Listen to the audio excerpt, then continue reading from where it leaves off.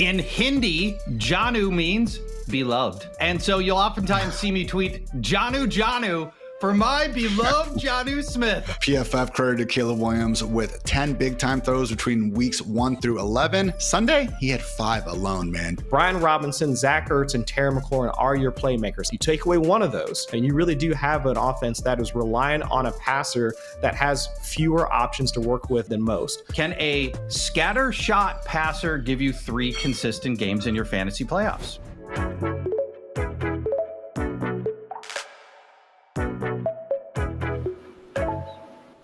Hello and welcome to the Fantasy Life Show. I'm your host, Ian Hartitz. It is a great day to be great. It's a great day to break down an eventful Week 12 with 2 of my favorite people. It's Fantasy Life's finest, Paul Charchian and Chris Allen. Paul, how are we feeling? Pretty good. My Vikings have won 4 in a row, I think now, and just survived a near miss last week on Sunday. So yeah, feel pretty good about my Minnesota Vikings right now. Could be a little better. We'd like to just dispatch opponents with a little more ease, but hey, if we're gonna have drama and come out ahead, that's not so bad. It is the NFL after all. Chris, your Bengals get a win against the bye or take another L? It doesn't matter. They weren't playing this week. They can't hurt me if they're not on my screen and dropping a loss in some sort of heart-crushing fashion. So I'm just waiting for this upcoming weekend when we play against the Steelers. I'm sure nothing bad will happen. I'm sure I'll wind up feeling fine after the game is over.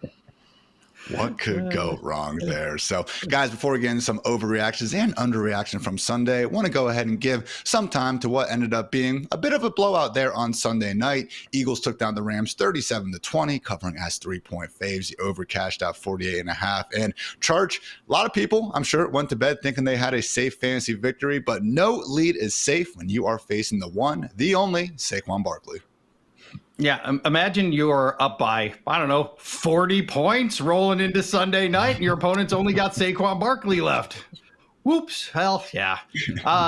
Barkley is looking as good as any point in his career, including his rookie season when he was unbelievably dynamic. 300 total yards, an amazing performance, spiked by 2 long gains. And, Barkley, I think there was reason coming into the season for a little hesitancy on Barkley that was reasonable at the time, considering all the declining metrics year over year from Barkley, the fact that his quarterback was going to steal easy touchdowns.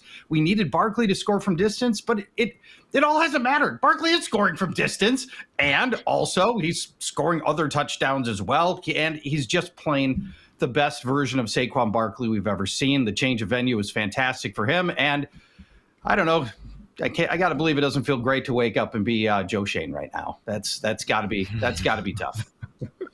Do you think we're overkilling the Giants thing a little bit? I mean, he had 2,000 total yards and 15 touchdowns in 2018. The Giants had 5 wins to show for it. I mean, Chris, at some point, we do need to look at the running backs where I think we all agree, not exactly a move that a team like the Giants should expect, to turn around their team. Maybe they are just, again, that extra luxury, that cherry on the top of your Sunday where teams like the Ravens and Eagles, maybe it is worth paying up in that case.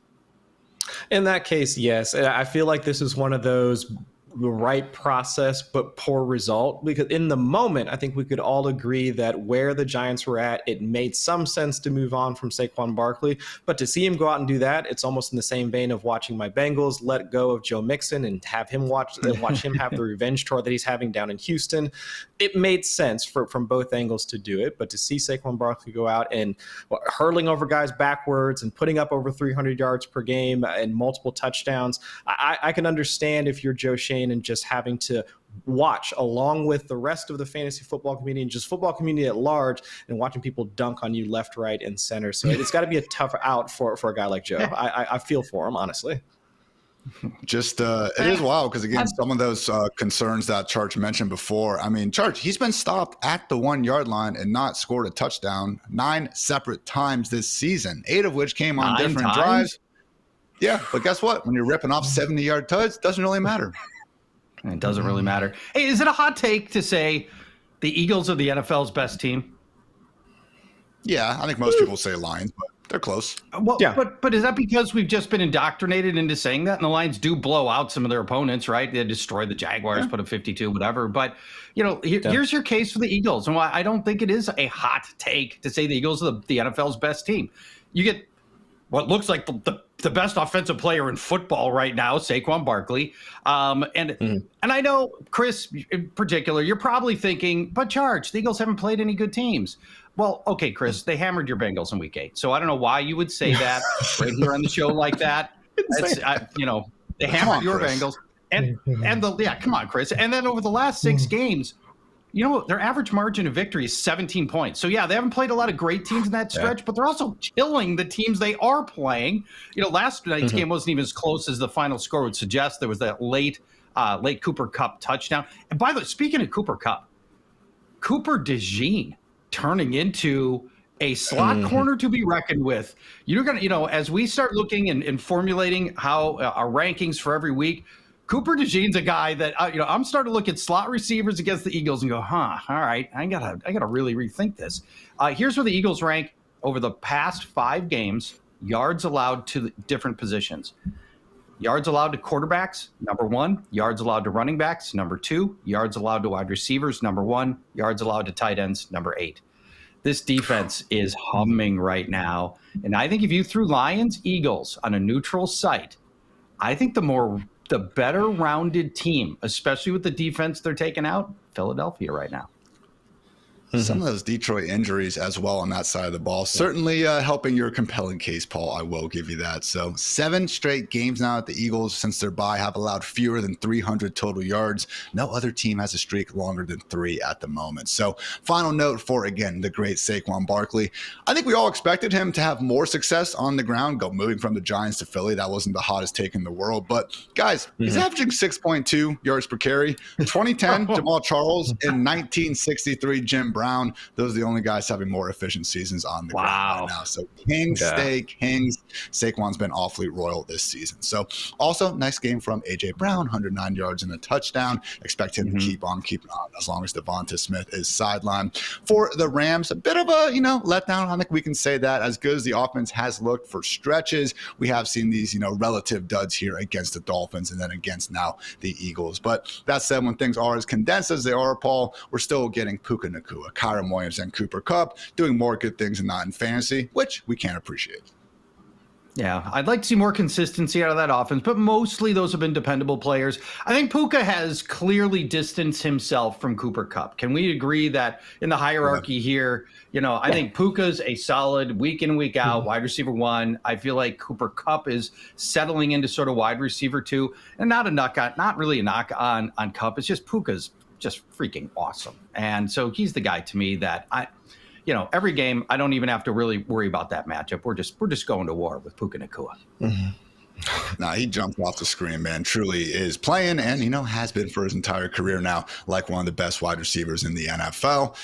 Kyren Williams putting up similar great numbers. I was being a bit of a hater in our pregame show, but I don't know, guys. You're tied for the league lead in fumbles. You're not top 30 yards per carry, yards per target. Yeah. You think at some point that might, get a longer look at your day 2 running back you drafted. But hey, Sean McVay loves him some Kyren, so should as well. But no, I couldn't agree more, Paul. That was my big takeaway just from watching the Rams. I thought coming into the year that it was a close gap between Puka and Cooper Kupp, but it's father time, some of these injuries, Puka pretty clearly the wide receiver 1 in LA and probably on your fantasy team. So again, that was your Sunday Night Football recap. A couple injuries though that we do need to keep an eye on throughout the week. Starting with those Detroit Lions playing on Thursday. David Montgomery dealing with a shoulder issue. Was optimistic after the game, but that said, adrenaline short week. We'll see what happens. You don't need me to tell you, but I'll tell you anyway. Jahmyr Gibbs, the RB1 if Montgomery does miss time. Also keep an eye on Khalif Raymond dealing with a foot issue. Would be a nice little bump up for the one Tim Patrick. More injuries in the Washington backfield. Brian Robinson with an ankle. Austin Eckler with a concussion. Would seemingly be the Jeremy McNichols show if they are both sidelined. Romeo Doubs dealing with a concussion. Josh Downs with a shoulder injury. Gardner Minshew with a left shoulder. I actually believe broken AC joint, collarbone, whatever you want to call it. And then Jatavian Sanders also dealing with a neck injury. Lesser issues that we will still want to keep an eye on, and we will do just that here on the Fantasy Life show. So, guys, now time to overreact potentially to some of the happenings from Sunday. Right after a quick word from our friends over at Knockaround. get my Eagle shades on. Got the green frames, or, frames, black frames. I don't know what you call the difference between the front and the back part of sunglasses, but they are pretty sweet. Either way, shout out to the birds. And you guys can check these out and so much more over at knockaround.com. Polarized lenses for less than $50. They are high quality. Cannot speak about that enough, with UV 400 protection for your eyes. So they have their officially licensed NFL collection, which, again, you guys can see these now. Shout out YouTube fam showing them. They got the little birds logos on the side, Eagles inside.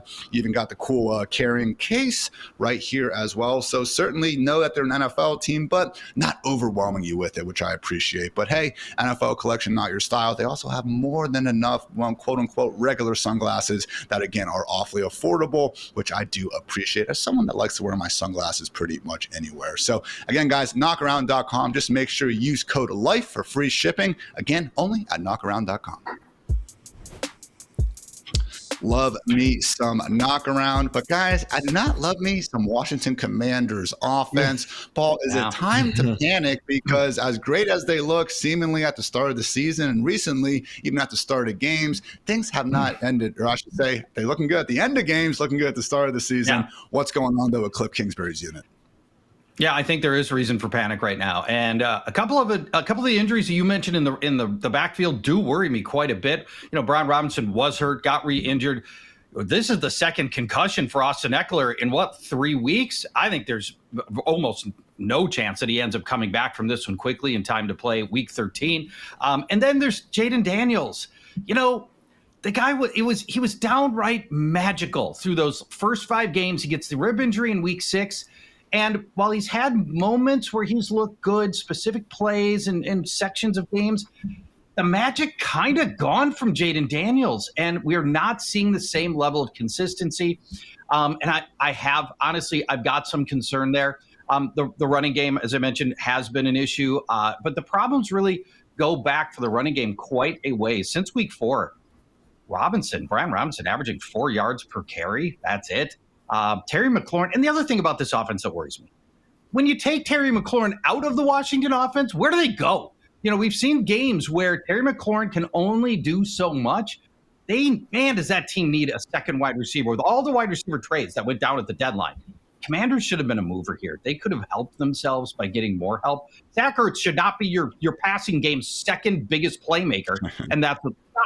So, yeah, it just feels like my dauber's down on the whole Washington offense right now. Maybe things turn around quickly, and there is certainly talent there, and I think Jaden Daniels is healthier than he has been, but we don't see the same level of consistent productivity nor electricity from this offense. Good to see Daniels get back in the right direction on the stat sheet, rushing the football. Obviously, that chest injury could have had something to do with that. But yeah, Chris, I had the tweet all ready to go about Terry McLaurin's lack of involvement in this offense recently. 3 targets, 6 targets, 2 targets, and then 6. Luckily, though, he took that final target yesterday, 86 yards to the touchdown. Right. So obviously still a great player. But yeah, man, troubling lack of, overall playmakers in this offense, you could say.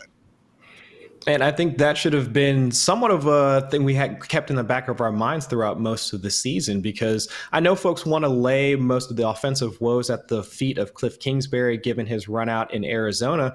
But I don't know, everybody, you two, like Ian and Paul, go and look back in your tweets. And for folks listening to the show right now, go back and look at what your thoughts about the Commanders' offense was over the offseason. Anybody have any real strong takes over Noah Brown? Did anybody over the summer say that all that Olamide Zaccheaus needs is good quarterback play? Was anybody saying that? I don't think that was the case. So if we can all agree that out of the wide receiver, where Terry McLaurin sits in the wide receiver 1 ranks, it's probably more in the middle class. He's a star, but not a superstar. That this wide receiver core was going to be something of an issue for the Commanders. And if they do, and if opposing secondaries do wind up taking him out of the game, this is the type of offense that you should expect. And so at the beginning of the season, yes, it was magic. It was electric seeing Jaden Daniels convert on 3rd downs and 4th downs at such a high rate that he was one of the better passers in the league. But of course, if you continue to expect that of him, this is something that's going to be a bit more volatile. We can't believe that it's going to be able to sustain over the course course of the entire season.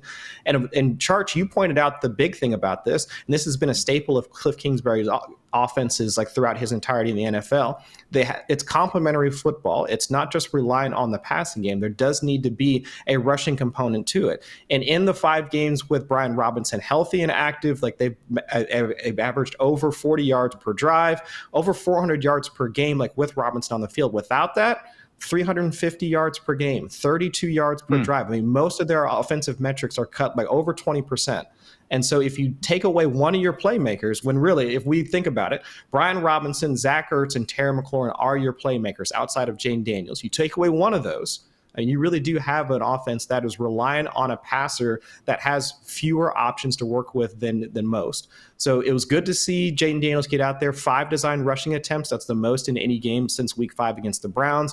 And his intermediate passing attempts, because folks that were concerned about the rib injury were thinking maybe he doesn't get enough torque and velocity on some of those throws. Good to see 70% intermediate completion rate. That's the most in any game since week 4. That's prior to the rib injury. So good progress given the mini bye. But again, I'm kind of with you guys that I do have some concerns, but I think it's a little bit of everything, a little bit of the play calling, a little bit of the personnel that they have to work with.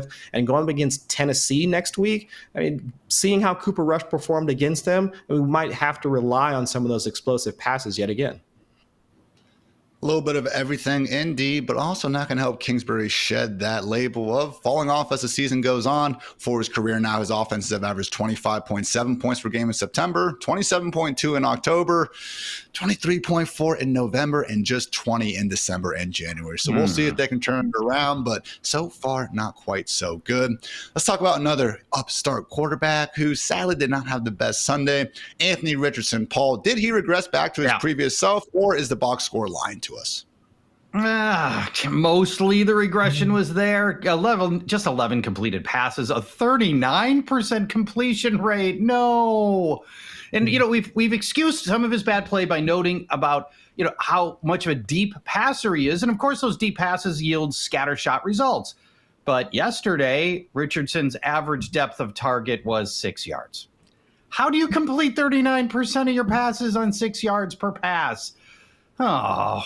Now, in fairness, looking at the misses, there were some near misses. There were fewer of the eye-rolling incompletions that we had seen in the past. But what I did like about Anthony Richardson's game, he had 10 rushes in this game, much like he had last week and when he returned as the starter. And I just think from a pure fantasy standpoint, if we just all that matters is fantasy, and we're a fantasy show, we just have to accept where Richardson is right now, which is a rushing touchdown dependent player. His success in our lineup will be basically whether or not he scored a rushing touchdown, because the arm is just not going to be reliable for us. And then if that's the case at this late stage of the season, Chris, can you get 3 playoff wins out of Anthony Richardson? Can he go Broncos, Titans, Giants and give me 3 wins and help me get a championship? I don't think so. Not against those teams. And I feel like I'm just killing time. I care about the playoffs right now. We're heading into week 13. I'm killing time with Anthony Richardson. I don't think he's a viable fantasy playoff quarterback. Chris? I think that's fair, given the fact that we just look at him as what the rushing component is going to be his primary way of creating fantasy points, and the passing portion just isn't there, whether it's from drops or whether it's from a regression or whatever. It's just not there. And so while we can watch the games and see who was it, Kylan Granson having a touchdown pass go clanging off of his hands, or a pass down the field to Alec Pierce go right through his fingertips, or whatever the case may be, the misses don't help our fantasy totals. We don't get points for drops. We don't get points for miscompleted passes. We don't get those. I haven't seen, Scott Fish has not put that into the SFB just yet. So if we're not getting that type of production, I'm hard pressed to see a scenario where in the playoffs he does have that type of run out that you would need in order to continue to have your squad advance. And so from a real football standpoint, I do think it was good to see him have more intermediate throws, have a bit more more touch on those and actually being a bit more intermediate or a bit more efficient in the intermediate parts of the field than he had earlier in the season. His EPA per dropback when targeting 10 to 20 air yards has been higher than it was in the earlier parts of the season. So improvement, but again, it's not the improvement that we need from fantasy standpoint. So for real life, we can we can be mad at the drops. We can see the efficiencies. We can see the baby steps that he's making forward. But really, for fantasy purposes, he is just limited to being a rushing quarterback. And hopefully he hits some of those deep shots. That's all we got right now. Fortunately, we also don't get points for plays that were nullified by penalty. Had gains of 30, 21, 21, and 7 all wiped off the scoreboard yesterday. So I know some of those happened to help those completions happen in the first place, but really did seem awfully ticky-tack. Colts this week and the Titans last week. I mean, just let the players play sometimes out there, guys. And healthier offensive line could also help. 43% pressure rate yesterday, 4th highest on the week. So while we're on the topic of disappointing dual threat quarterbacks, though, guys, got to get over to Kyler Murray. Paul, seems like my man's cannot string 3 good games together coming off the bye. Really thought we were going to start seeing better things down the stretch, but at least for week 12 was not the case. Yeah, I don't think Kyler's playing badly. It's just, it's not good and it's not consistent. And I'm going to nitpick here a little bit. Let's break Kyler Murray's game into 2 parts, the passing and the rushing. His average passing game, 213 yards and 1 touchdown. I went to go find the comp on 213 yards and 1 touchdown. You know who I got? The closest quarterback on 213 Bryce yards Young? and 1 touchdown is Daniel Jones, currently out of the NFL. Yeah, that's that. Murray's passing is somewhat less productive this year than last year, and they added Marvin Harrison in. He's thrown 0 or 1 passing touchdown in 9 of 11 games. The passing has really not evolved in this next year that we thought we were going to get in this new Cardinals offense and with the addition of Marvin Harrison. So obviously, a little bit like our Anthony Richardson discussion, his fantasy value is tied almost entirely to his rushing. And the problem is his rushing is all over the map. Kyler Murray is Carmen Sandiego. It's all over the map. And I bet his rushing woes, I believe his rushing woes are worse than you think they are. In 5 of Murray's last 8 games, he's been under 19 scoreless rushing yards. You know, I think we think of him as being a more stable and reliable rushing quarterback. Really not. You know, we get 19 scoreless rushing yards from Matthew Stafford last night. It's not that high of a bar. So, again, I think we're looking at a guy where you have to look at his legs going in and hope he's going to be able to help you that way. This is, to me, again, can a scatter shot passer give you 3 consistent games in your fantasy playoffs? I think you get an early fantasy exit if you're looking at Daniel Jones level passing. I will say, Chris, as much as everything Charch just said is true, the schedule could allow for a bit easier of a time during those ever-important fantasy playoffs.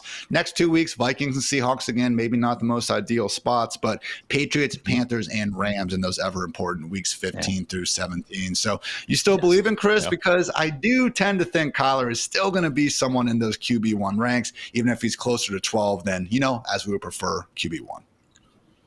He can do it. It's just what's the issue within the Cardinals offense? It's ironic that I'm having the same problems with this offense as I am about Jaden Daniels and that offense we were talking about earlier, which also has the Cliff Kingsbury markings on it, at least in some way, shape, or form, because we've seen less, to Charch's point, of Murray as a rusher, about like 3 designed rushes per game over their last 4. And this is on a team that's still predominantly a rushing game. We're about league average in terms of early down rushing rate. So if the reliance has been more on James Conner, we haven't seen the similar output from Conner. That's where you get those ups and downs of the offense as a whole. And look at the numbers of Kyler Murray and how much that he's passed on third down, his air yards per attempt on third down over the past 4 weeks. So 4 weeks ago, it was 7.4 air yards, which is cool. The week after that, 13.2. The week after that, 5.3. And just yesterday on Sunday, it was 16.9. Like, this passing game has been completely up and down in terms of what they've asked of Kyler and the situations that Kyler's found himself in obvious passing situations. And so if we're not really sure if this is a Drew Petzing thing, is this a Kyler Murray thing? Is this it's definitely a Marvin Harrison Jr. thing, because we've had the conversation about how the lack of involvement of Marvin Harrison on just short crossers, slant routes, just things where Kyler Murray can zip the ball into his hands and let Marvin Harrison Jr. create after the catch. And if they can't even figure out a way to get him involved in the easy parts of the game, this is where you find yourself as a passer, where you have this volatility from a week-to-week standpoint, and you're really relying on these explosive plays in order to get things going for the entire offense. So I think, Ian, there's a chance that he could do it. The schedule does allow that, especially games against the Patriots and the Panthers allow for that. But as of right now, I mean, if you're really needing those games like in the next couple of weeks in order to get into the playoffs, man, that might be a tough ask with the way that the Cardinals are playing right now. Wish we could just see him go down swinging once with the number 4 overall pick. I mean, he hasn't had 8 targets in a game, guys, since week 3. McBride had more yesterday. He had 15 targets yesterday. Marv has 16 over his last 3 games combined. So, look, I get it. Yeah. Marv is partially responsible as well. But, had that near touchdown. He's one of those players where even when he's covered, guess what? He has a good chance of turning those 50-50 balls in 80-20 situations. Unfortunately, Kyler, for one reason or another, seemingly not all that happy with taking those sort of chances. So, hopefully, better days ahead for the Cardinals. We've certainly seen them click to a high degree at various stages of the season. Just was not the case in Week 12. But let's get that pessimism out of our system, guys. Get into some more good vibes right after a quick word to our friends over at Mike's Hard Lemonade. Fantasy football season is here, and while that may be cause for celebration, there will also be some hard days ahead. That said, guys, Mike's Hard Lemonade wants to remind you that hard days deserve a hard lemonade. So after a hard day spent scouring the waiver wire or just completely losing your mind trying to play the right players, tinkering endlessly with that starting lineup, it is time to quench your hard-earned thirst with a Mike's Hard Lemonade. I said optimism, guys. So let's go ahead and start off with Jonnu Smith, one of only 4 players with 50-plus PPR points over the last 2 weeks, joining Saquon Barkley, Josh Jacobs, and our one true sun god, Amon-Ra St. Brown. Charch, is he a top 5 tight end the rest of the season? Heck yeah, he is. We love Jonnu Smith around here. Now, you probably don't know this. In fact, I'm confident you don't. In Hindi, Jonnu means beloved. And so you'll oftentimes see me tweet, Jonnu, for my beloved Jonnu Smith. I adore him. Going all the way back to when he was in Tennessee. And Todd Downing was dialing up running plays for Jonnu Smith because he's such a freak of nature. He's so athletic. He's so fast. He's one of the best natural runners after the catch among all tight ends. He's explosive. Bill Belichick saw it. And then also signed Hunter Henry, and we found him in Jonnu in a timeshare. And then the Falcons saw it, and then he was in a timeshare with Kyle Pitts. Then finally he lands in Miami, where Durham Smythe is a non-factor, and he can just be the best Jonnu Smith that he can be. Jonnu dominating since week 5. He's tight end 5, averaging 5.5 catches for 67 yards and half a touchdown. 67 yards and half a touchdown, 5.5 catches. That is fantasy gold at the tight end position. We love that. So can he maintain this level of production? He's got a favorable matchup this week with Green Bay. Then after that, it's 3 tough matchups against tight ends. It's the Jets, Houston, San Francisco. That run is not easy, but this team clearly seems to like Jonnu Smith. Tua seems to, and since Tua's been back, Jonnu's been reliable. I want to believe. I'm ready to believe. If it came down to every week, it's Sam Laporta or Jonnu Smith. Jonnu. Well, that's easy. Yeah. I mean, Laporta's outside our top 12, though, Paul. Let's talk about like Kittle and Brock Bowers versus Jonnu Smith, because that's kind of the question. Okay, that's a little trickier. It is. You never mentioned those guys. Yes. Chris, do you need more than one hand to count the number of tight ends you'd rather have than Jonnu right now? Maybe with just like one finger on that second hand. Maybe, that's probably Jason about it. Paul does, Wow. Yeah, JPP catching shots all there. Man, all right. JPP, I know you're listening to this, and I do apologize for Ian. But I'd say for Jonnu, the production should continue because he fits with the way Tua Tagovailoa is playing right now. So in the 5 games since Tua's been back, his average depth of target has been around 5 yards or so, and that's about like 1.5 yards shorter, at least from a per pass standpoint, than where he was at in the earlier parts of the season. In his first 2 games of the 2024 season, Tua was averaging 6.2 and 7.2 yards per attempt. That's been well below way higher than where he was at so far. 2.3 average the second time to throw, throwing faster, throwing shorter, and that's where Jonnu Smith runs most of his routes. So for a lot of folks that were concerned about why aren't we seeing more from Jalen Waddle, of course, up until yesterday, that is the reason why. Shorter, quicker throws to the receivers that are working that part of the field, where Jalen Waddle's the one working farther downfield. And if Jonnu's continuing to run most of those routes in the short and intermediate parts of the field, and Tua continues to play this way, this is why that production is going to continue to be sustainable. He gets the ball out quick. He gets the ball out to the guys that are in the area of the field that he's particularly targeting. And that is Tyreek, and that is Jonnu Smith. So yeah, I think around top 5, top 6 for the rest of the season, that completely makes sense to me. Top 5 is tough. I am with Charch, though, over Laporta. And at a minimum, he's going to be in that tier with guys like your, Taysom Hills, your David Njokus of the world. And guess what? More starting lineups than not, you're starting them and should be happy to do so. Of course, we have no doubts about starting our next topic, and that is the one, the only Nico Collins. But Charch, at this point, let's ask the question. Does he deserve to be the wide receiver 1 ahead of week 13? Oh boy. Let's do it. Okay, Jamar Chase. This really turns into a Nico Collins versus Jamar Chase conversation, Chris. Yep. So let's talk it through. Oh, look at that. Okay, so weeks 1 through 4, Nico Collins was the highest scoring wide receiver. He was wide receiver 1. Then he got hurt, and he was no longer wide receiver 1. 2 weeks ago, came back. Played about half of his normal number of snaps 2 weeks ago after that long hamstring injury. And then yesterday, we got the full game out of Nico Collins. And what happens? 92 yards and a touchdown, and had a long touchdown called back on penalty, or we would have been sitting at something closer like 150 yards and 2 touchdowns.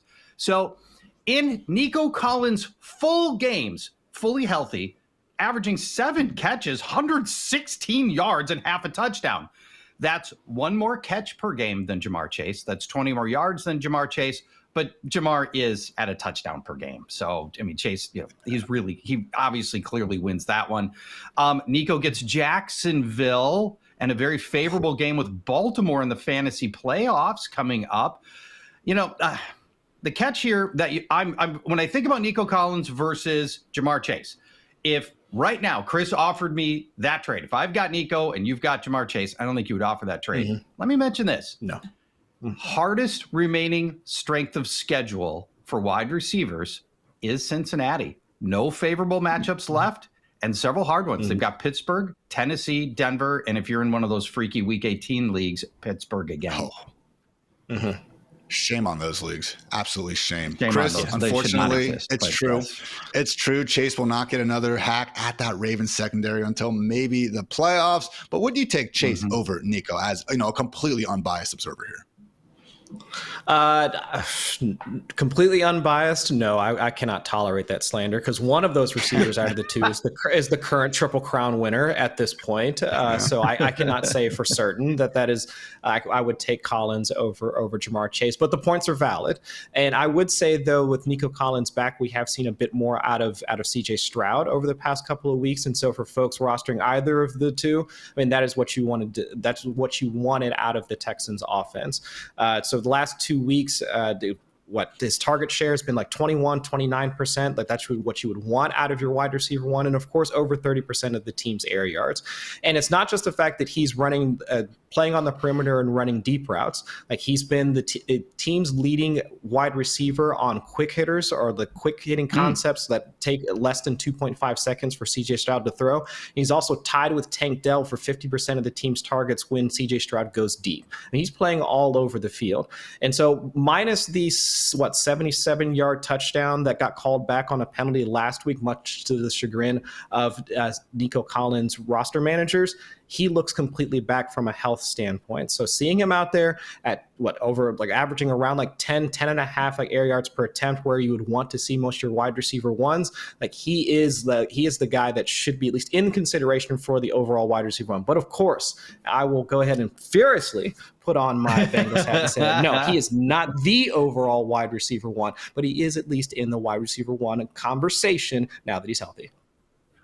So he does still lead the NFL in receiving yards and receiving touchdowns. I'm talking about Ja'Marr Chase. He just barely fell behind CeeDee Lamb and actually Brock Bowers with the receptions, being on his bye week. But Chris, if he does go ahead and just catch up there, which is more than reasonable over the rest of the way, getting that elusive Triple Crown award, he would join 1990 Jerry Rice, 1992 Sterling Sharp, 2005 Steve Smith, and 2021 Cooper Kupp as the only Triple Crown winners of the last 50 years. So truly a historic season from Ja'Marr Chase. But yeah, Nico Collins might just be the wide receiver 18 over these last 2 weeks, but mentioned those 2 long touchdowns nullified by penalties that truly didn't have any impact on the actual play unfolding. Right. He would be the wide receiver 1 otherwise. So we'll see. Either way, you have Nico, you have Chase, you are pretty happy in life.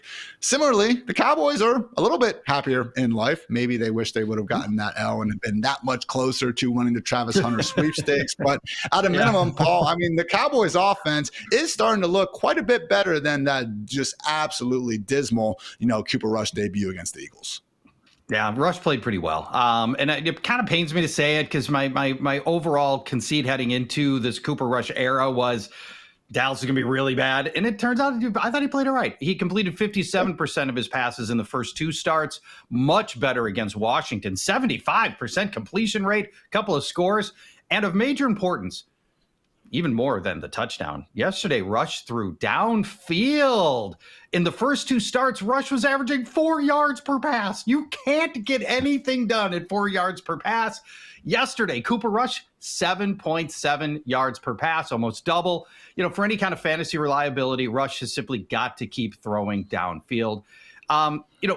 Does Cooper Rush have much of an arm? No, it's wobblers. You can see the ball wobbling midair as it's going downfield. But the reality is, the ball's getting where it needs to go. So if Cooper Rush can play like he did yesterday, and not like the previous 2 games, I've got renewed optimism in this Dallas offense for the only 2 players that you care about, which is CeeDee Lamb and insert tight end here. Those are the only 2 guys I care about. Not starting Cooper Rush in any league. I don't play any 3 quarterback leagues. Weeks 14, 15, 16 fantasy playoffs. Actually, that's not. It's 15, 16, 17 fantasy playoffs. But coming up in 14, 15, 16, Cincinnati, Carolina, Tampa. That's pretty easy. Carolina's getting better. Tampa's pretty easy. There's going to be some opportunities for those guys in that 3-week easy stretch. And I guess that is the good news here, Chris, because we saw what happened in Miami to Tyreek and really that entire offense once Tua went down. I mean, it wouldn't have been that crazy to think the similar phenomenon could happen in Dallas. But the one thing you got to give Cooper Rush credit for, he knows who to throw the ball to, and that is number 88. And he's doing it a lot. Yeah, and that's pretty much the only thing that matters for us, because if you're forced to start Cooper Rush, don't find somebody else, do something else other than that.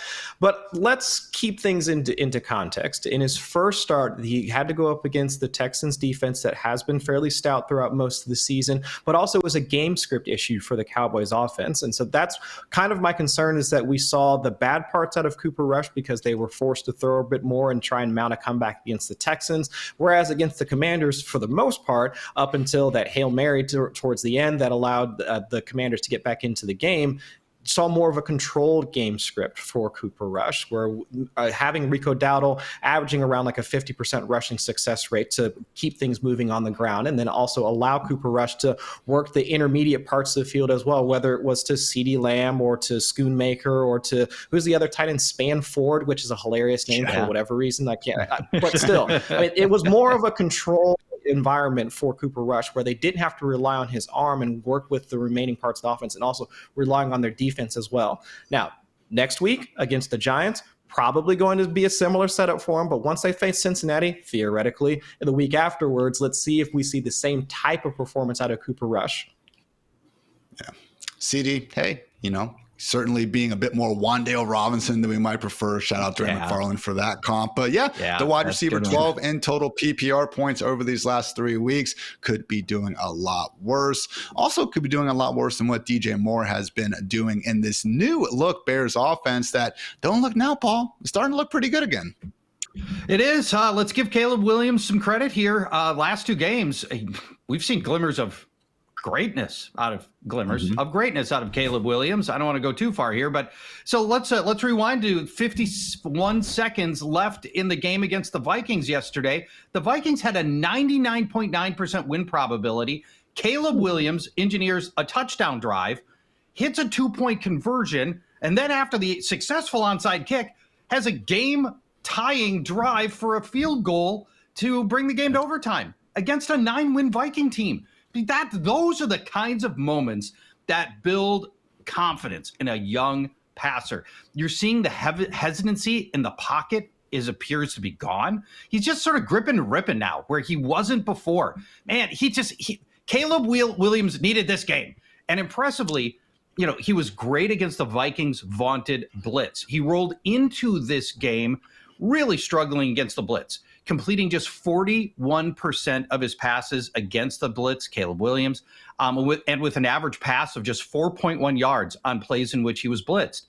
But yesterday, against the Vikings, a team that blitzes more than any team in the league, 76% completion rate and 8 yards per pass, including a touchdown on blitzing plays. This is a major turnaround for Caleb Williams. And of course, his wide receiver, one, DJ Moore, is the guy that's going with him.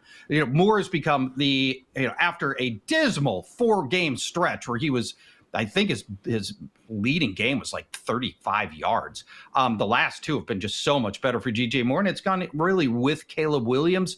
I think Caleb should now feel like he belongs in the NFL. I think fantasy managers now feel like DJ Moore belongs in my lineup. I think you can look at these with a lot of safety.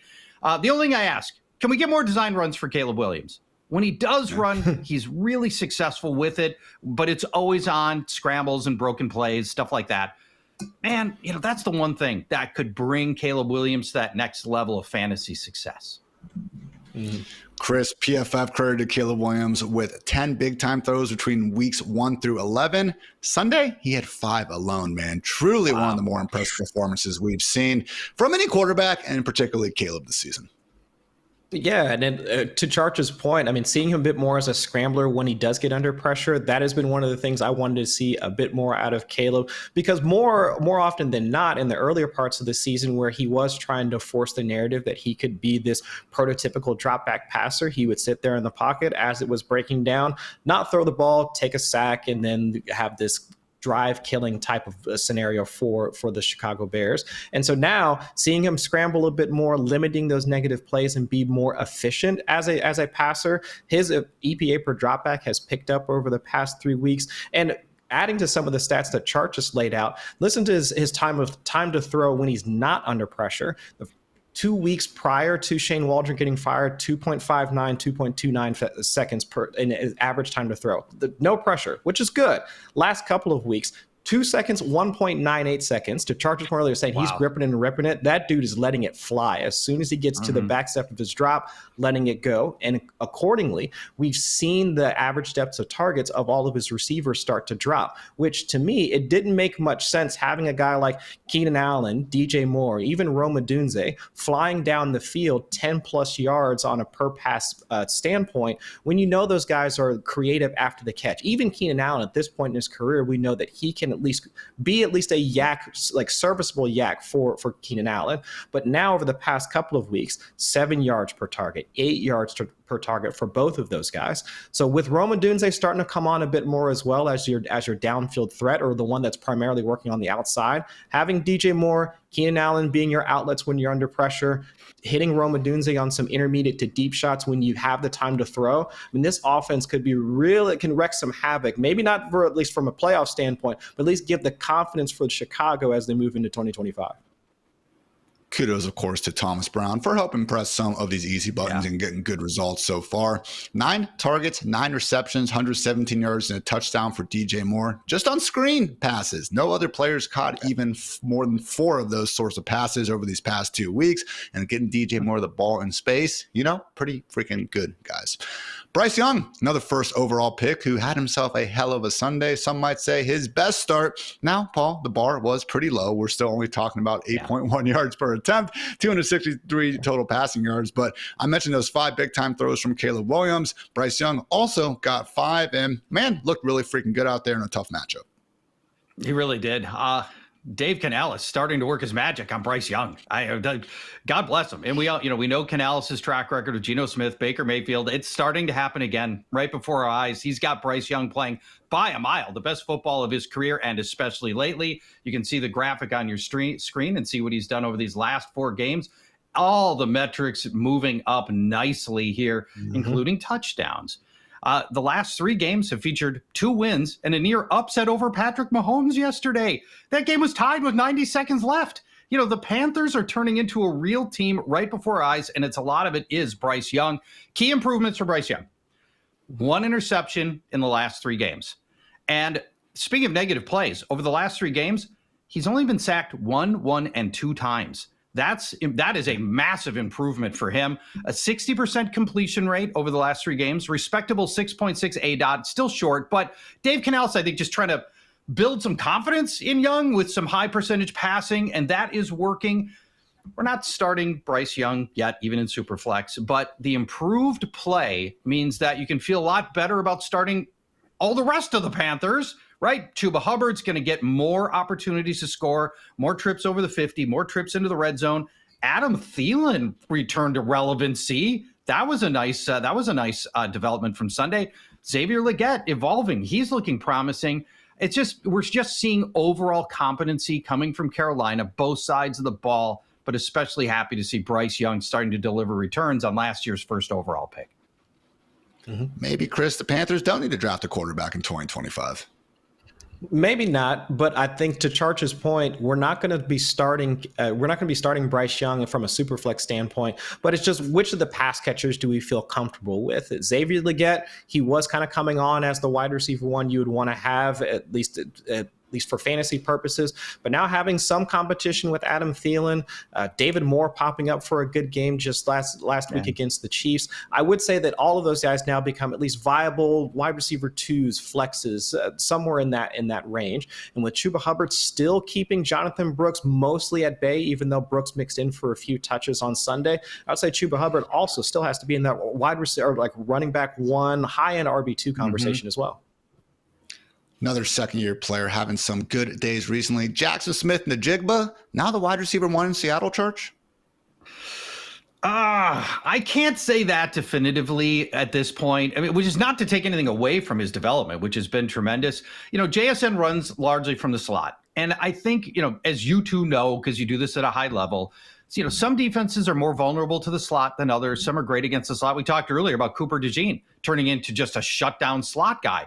So I think it's still going to be week in and week out. We're going to be evaluating Jaxon Smith-Njigba and DK Metcalf based on a lot of the cornerback matchups and the scheme matchups. Like, for example, this coming week for Seattle, they're playing the Jets. Michael Carter is awesome. Carter's giving up per game averages, their slot corner for the Jets, 1 catch for 14 yards. He hasn't allowed a touchdown all year. That will affect how I view and rank Jaxon Smith-Njigba. That is a very, very tough matchup. But love the ascension from JSN. And I'm not taking anything away from what we are seeing in totality over this last month or so. Last year, his ADOT was 6 yards. It's hard to pile up fantasy points on 6-yard catches. This year, 10 yards. And over the last 6 games, it expands to 11 yards for average distance of target for JSN. Deeper receptions can often mean bigger plays, and I love this sort of range right here where you're not throwing too deep of passes that turn into low percentage stuff. So love what we're seeing out of JSN. Not ready to just hand the mantle from DK Metcalf over to JSN on a every game basis, but in the right spots, he's going to be the preferred Seattle receiver. Chris, your thoughts? I would say that it's a wide receiver 1A, 1B type situation. And even the touchdown that JSN scored just this past week against the Cardinals, it was a well run and executed pick play between him and Metcalf.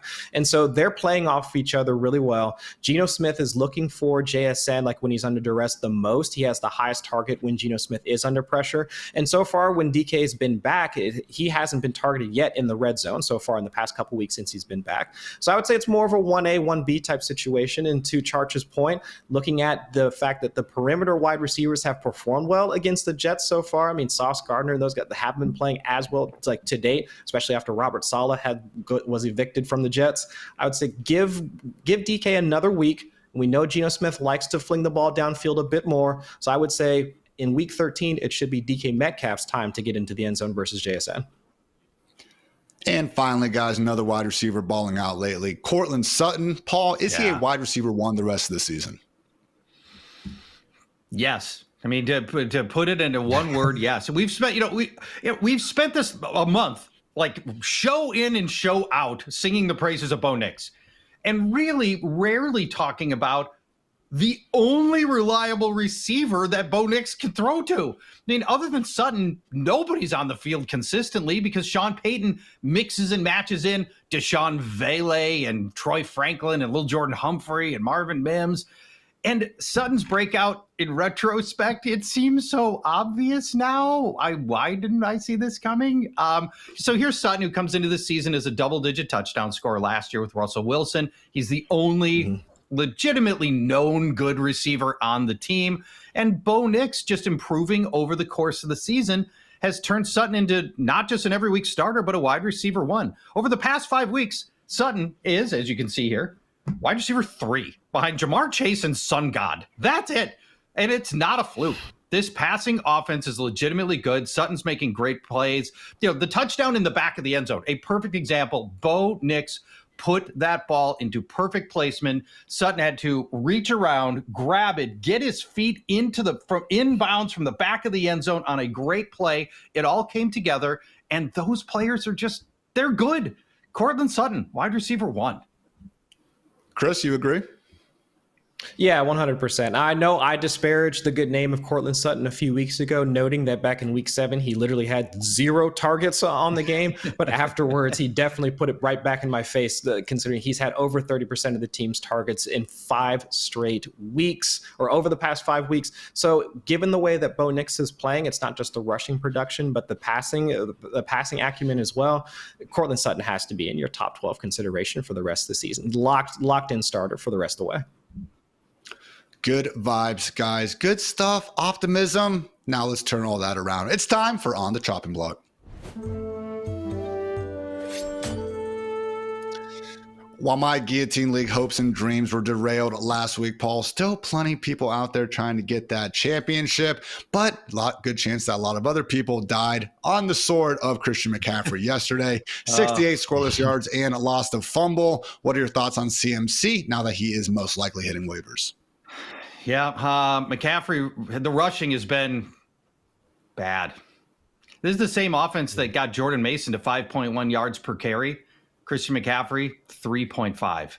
He hasn't scored it yet in these 3 games. The receiving's been okay, and it saved him from being a complete and utter dud. His average game through the air, 4 catches, 44 yards. That's 8.4 needed fantasy points in full PPR. Hopefully, Brock Purdy returns this week for a must-win game in Buffalo. The rest of the schedule is pretty favorable. But guys, if you took the nameplate off the back of Christian McCaffrey's jersey and just had people watch the film, I'm asking myself, what would I really bid on Christian McCaffrey if I didn't know he was Christian McCaffrey? I think that amount in a Guillotine League at this stage is only about $40. That's it. I mean, granted, would we be surprised if we went off for a big game next week? No, but I don't know. What I've seen so far has not been what I want to see from Christian McCaffrey. Not the end of season savior we were hoping for, but still time. What about Justin Jefferson, Charge? Sadly, no fantasy points for defensive pass interference penalties. Left him with just 27 yards yesterday. Yeah, and we've seen this now as a reoccurring theme for him, really going back to the Jets game. Over the last 5 games, Justin Jefferson, wide receiver 25 with 0 touchdowns. He is piling up things that help the Vikings and do not help your fantasy team at all, like interference penalties, opening up coverage for other players, springing Jordan Addison free. TJ Hawkinson, big game last week. That is not helping Justin Jefferson's fantasy managers. Frustratingly, to me a little bit, I guess, Sam Darnold. You can't just blame Sam Darnold. He's playing well. So it's not that it isn't that Darnold isn't getting him the ball. In fact, 2 games ago against Jacksonville, Darnold threw 3 interceptions, all on passes to Justin Jefferson, who's trying so hard to get the ball to Jefferson. And now since then, over the last 2 games, he's making all of his reads, distributing the ball to a lot of different players. It is 3 straight home games for the Vikings. The next 2 are pretty favorable: Arizona, Atlanta. So at this stage of a guillotine league where everybody's getting pretty poor, I'm still spending a fair amount on Justin Jefferson, $125 out of your original starting 1,000. A lot of teams don't even have 125. So we're still putting a fairly sizable amount down on the hope that Justin Jefferson comes back to form in a fantasy way, in a big fantasy way here shortly. Let's round things out with Joe Mixon coming off just 45 scoreless yards. Charge. What's your strategy here?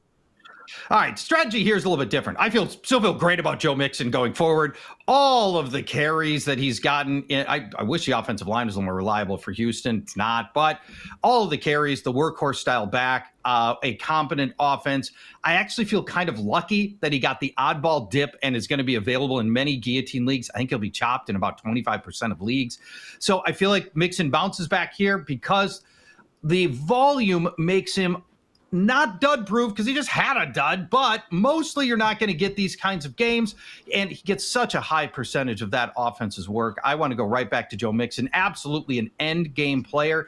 I would consider pushing in all the rest of my chips on Joe Mixon, whatever you got left. If you're kind of like one player away from having your end game roster, Joe Mixon is the kind of guy you could push all your chips in on.